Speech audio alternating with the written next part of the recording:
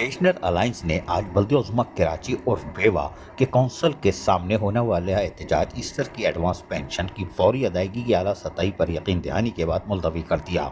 एहतजाज के लिए आने वाले पेंशनर को भी वापस घर भेज दिया गया।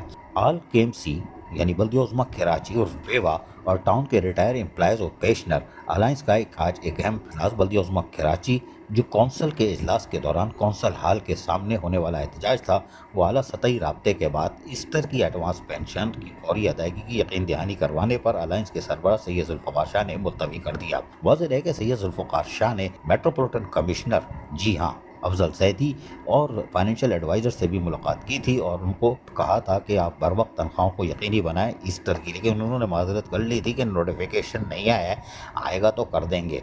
लिहाजा वो चौरंगी तो घुमा दी थी और तनख्वाह और पेंशन भी बल्दिया-उज़्मा कराची और बेवा ने नहीं दी, माल बचा लिया।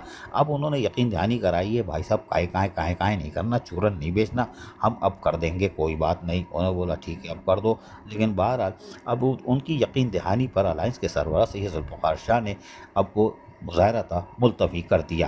बल्दिया-उज़्मा कराची हेड ऑफिस में जमा होने वाले पेंशनर्स और अलायंस के रहनुमाओं को फौरी वापस होने की हिदायत देते हुए इनका शुक्रिया भी अदा किया।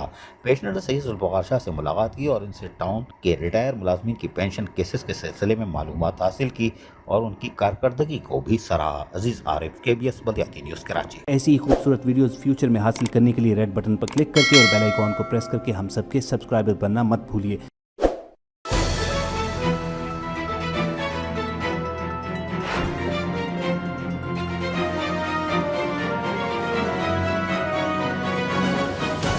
KBS बल्दियाती न्यूज़।